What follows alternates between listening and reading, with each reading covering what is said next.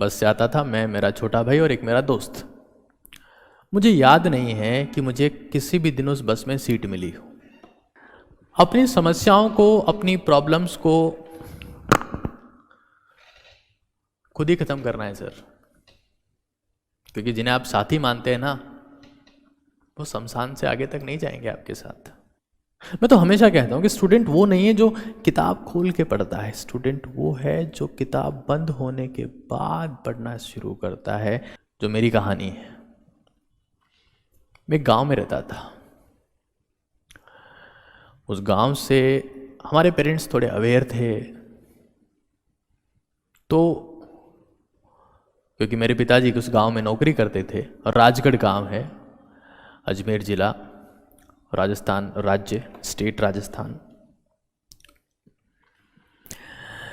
तो मेरे पिताजी थोड़े अवेयर थे, तो उन्होंने हमें पढ़ने के लिए, क्योंकि गांव में साइंस सब्जेक्ट नहीं था, तो उन्होंने पढ़ने के लिए हमें सिटी में भेजा कि आप शहर में जाओ, वहां जाके पढ़ाई करो। मैं हर रोज बस से आता था मैं, मेरा छोटा भाई और एक मेरा दोस्त। मुझे याद नहीं है कि मुझे किसी भी दिन उस बस में सीट मिली हो, किसी भी दिन। तो शायद कोई ऐसा दिन रहा होगा जब मुझे सीट मिलती हो। उस बस में बड़ी भयानक भीड़ होती थी, और वो सारे मजदूर लोग जो सिटी में काम करने आते थे, वो भी हमारे साथ सुबह आते थे। 2 घंटे का ट्रेवल होता था हर दिन का, जाना जाना आना 2 घंटे। और उस 4 घंटे की यात्रा में इतनी थकान हो जाती थी कि पढ़ने का मन नहीं करता था। जब मैंने शुरुआती दौर में एडमिशन लिया, तो मेरी परफॉर्मेंस ड्रास्टिकली गिर रही थी, मेरी भी, मेरे छोटे भाई की भी, मेरे फ्रेंड की भी, क्योंकि पढ़ने का टाइम ही नहीं मिल रहा था। लेकिन आपको पता है, 6 महीने बाद फर्स्ट टेस्ट में मेरा रैंक 20 लोगों के भी बाहर था। हमारी क्लास में 25 के आसपास बच्चे हुआ करते थे। 20वां रैंक आप सोच सकते हैं कि कितना बड़ा अचीवमेंट है। लेकिन 6 महीने बाद, ये मैं रैंक तब का बता रहा हूं जब हमने स्कूल ज्वाइन नहीं किया था, पहले टेस्ट का रिजल्ट आपको बता रहा हूं। लेकिन 6 महीने बाद आपको पता है, उन 25 बच्चों में मेरा रैंक फर्स्ट आया था। और इसलिए नहीं कि मैं महान बन गया था, मैं ब्रिलियंट बन गया था, लेकिन इसलिए क्योंकि मैं अब किताब के सामने बैठ के नहीं पढ़ता था। मैं उस बस में वहाँ भी पढ़ता था जहाँ मुझे सीट नहीं मिलती थी।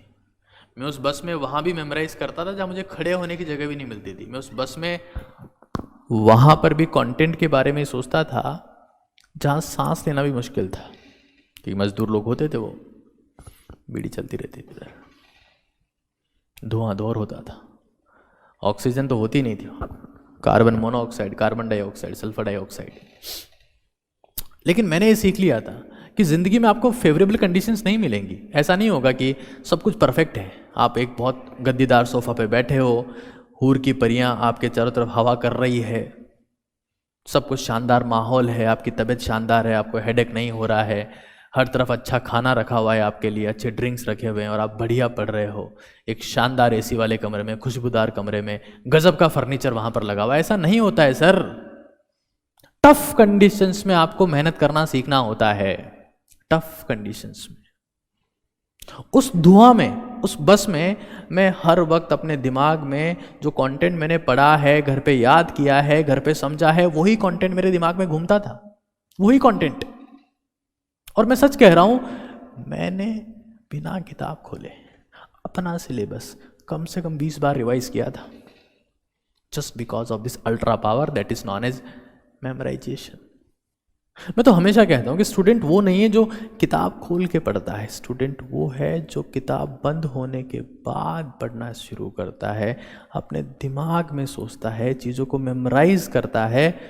वो उस वक्त पढ़ता है जब सारी किताबें बंद होती है, उस वक्त पढ़ता है जब वो क्लास में नहीं होता है, उस वक्त पढ़ता है जब उसके सामने टीचर नहीं होता है, उस वक्त पढ़ता है जब वो वॉक कर रहा होता है, नहा रहा होता है, ब्रेकफास्ट कर रहा होता है, उस वक्त पढ़ता है जब सबको लगता है कि ये तो टाइम पास कर रहा है। ये एक ब्रिलियंट स्टूडेंट की कहानी है।